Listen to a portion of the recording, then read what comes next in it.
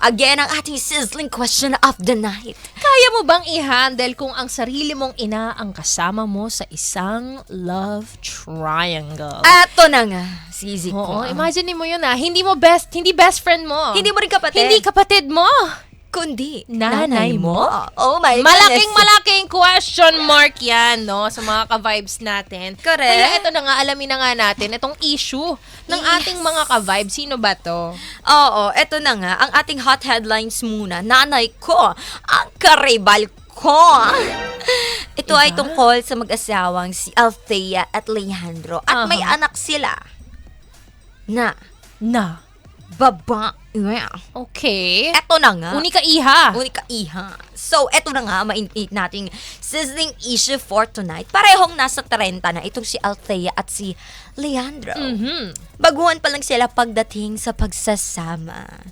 Still adjusting, still figuring out, things out.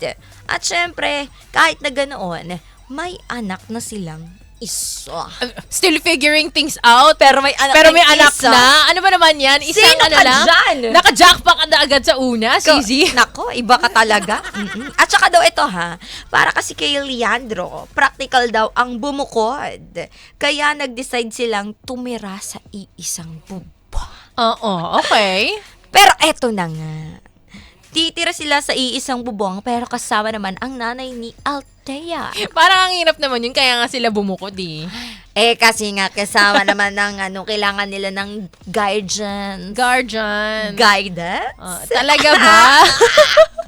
Oh my goodness, eto na nga Sisi ko. Suggestion daw yun ni Leandro na isama yung nanay ni Althea sa bahay na titirhan nila.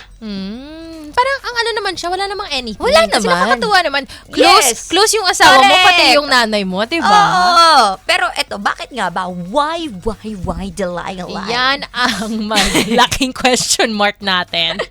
Kasi raw, mas okay daw kapag may katulong siyang mag-aalaga sa bata at mag-aasikaso sa bahay. Ayan tayo ginagawang katulong ang biyenan. Bayanan. So, para kay Althea, go for the gong-gong lang siya. Go, go, go! Go, go, go! Sabi nga ni Rufo May Quinto, diba? Lalo na, nanay niya naman, diba? So, walang problema.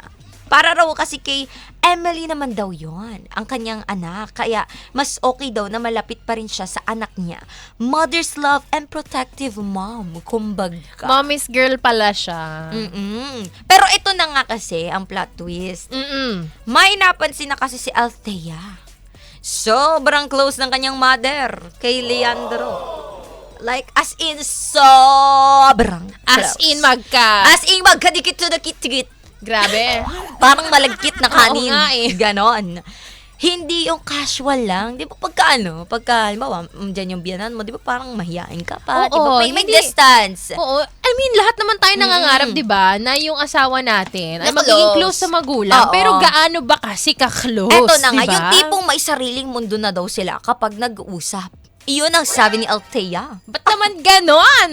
At take note, kahit bago pa silang magsama sa bahay, ganun na raw daw sila ka-close. Yan na kasi. Althea naman, nandun na yung red flags, Pero kasi, si Althea ayaw mag-isip ng masama. Ayaw niyang magdrama, ayaw maging praning na wife.